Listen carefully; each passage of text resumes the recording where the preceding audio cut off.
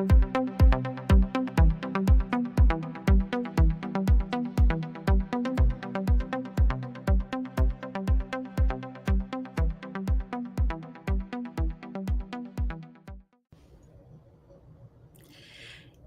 morning, everybody. This is Lorraine. And Jennifer. And last week we were talking about what would happen if Twitter or Elon Musk bought TikTok and how or why he would want that. But now let's turn it around and talk about you. Because really, the same conversations. Where do you play? Where is your audience? How do you build a new audience? Is exactly the conversations you need to be having. Right, Jen? Yep. Who is your audience? And before you start worrying about anything else, you need to get really clear on that. And just, we'll come back to it, but everything else is like, what am I going to write about?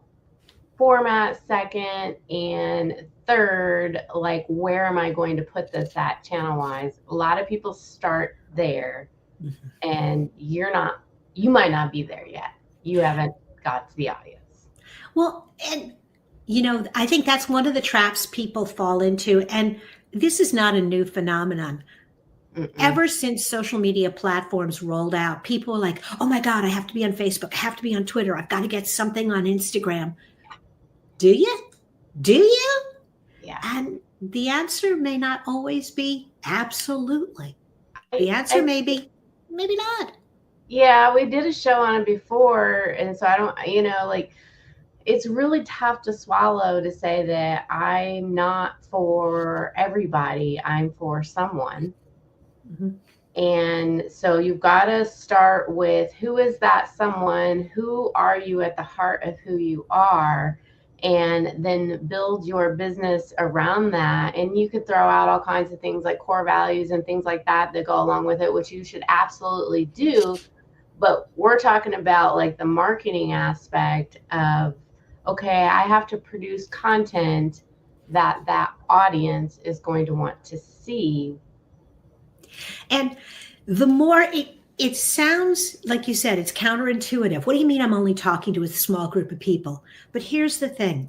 If you put me in a room with 100 business owners who are in the early stage of their business, who've been in business maybe 2 or 3 years, who are running their own businesses, and you put me in a room of 100 people like that, or put me in a room of 1,000 people at all stages of business, and now you ask me to find my customers, I'm going to waste a lot of time walking around that room of 1,000 people to find 100 people who might be interested and maybe 5 who might be ready to buy. You're almost on the stage, like shouting, like, hey, I'm here.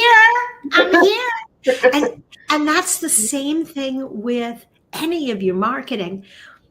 If you pick a niche, it doesn't mean you're not going to sell to other people.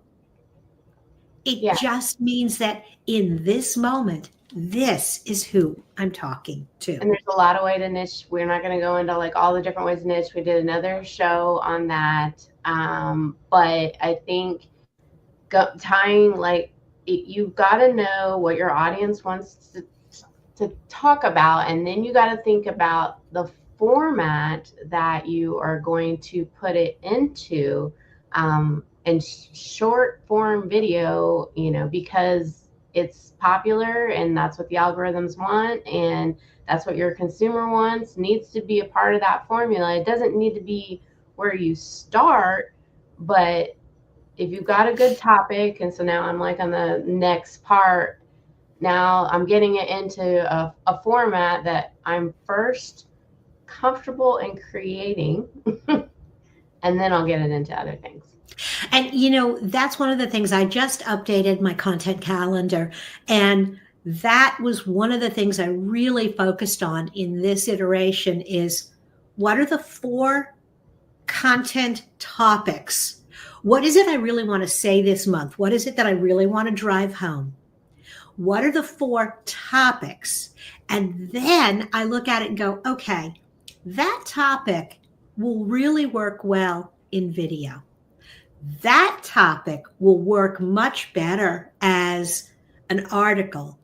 That topic I can cover in a worksheet or a workbook, or wow, that topic is really big. I can do a webinar on that or a poll. And so it's really about, I know what I want to say. I know what I want to deliver.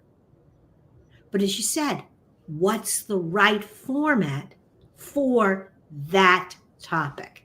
Can we go back and rename content calendar to accountability calendar?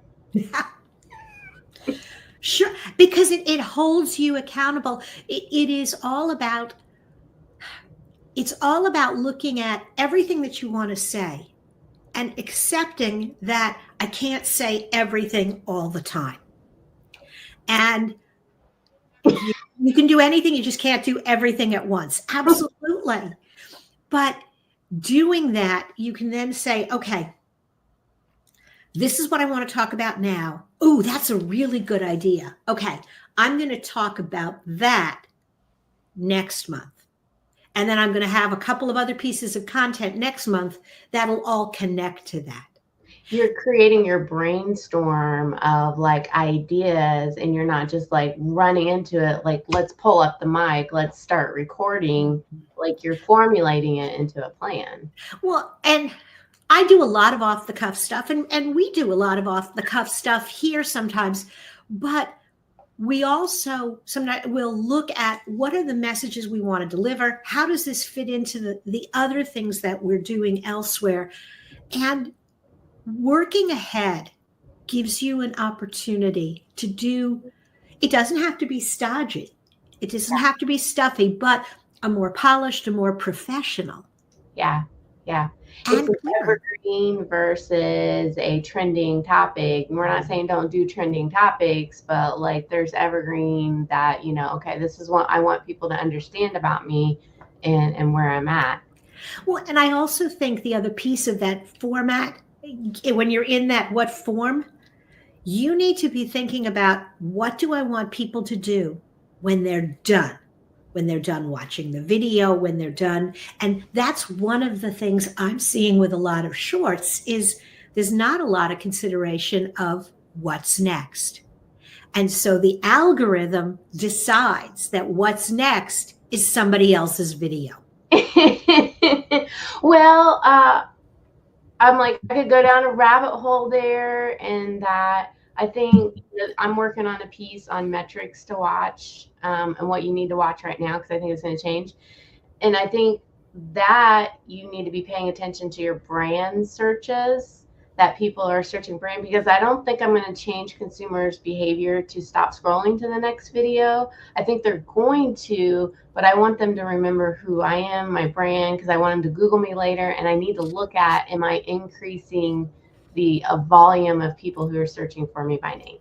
Absolutely. And so you've got to make sure that your branding and your name is consistent, because a lot of the tools, and I know we're going to talk about video fatigue and how you kind of break through that, but a lot of the tools are very generic looking and the output is very generic. Yeah. And so that also goes to, once you get your format, thinking about your third piece, that destination.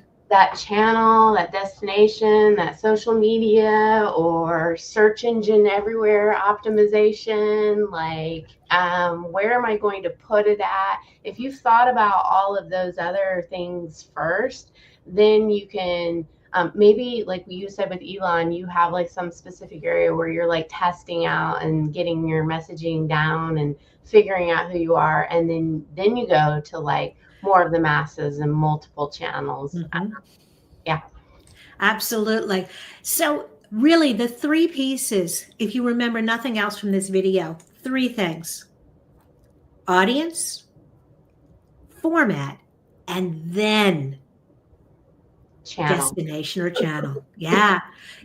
And don't do it in reverse order. So because you are our audience and you are here, and we hope that you're enjoying this long form, but also look for the little snippets on other social media platforms, because you'll find those on Facebook and Instagram and LinkedIn, but always come back here every Friday. or go visit Lorraine over at morethanafewwords.com, right? Absolutely. Or Jennifer at elevatedmarketing.solutions if you're ready to explore what's next for your business. Bye. Bye now.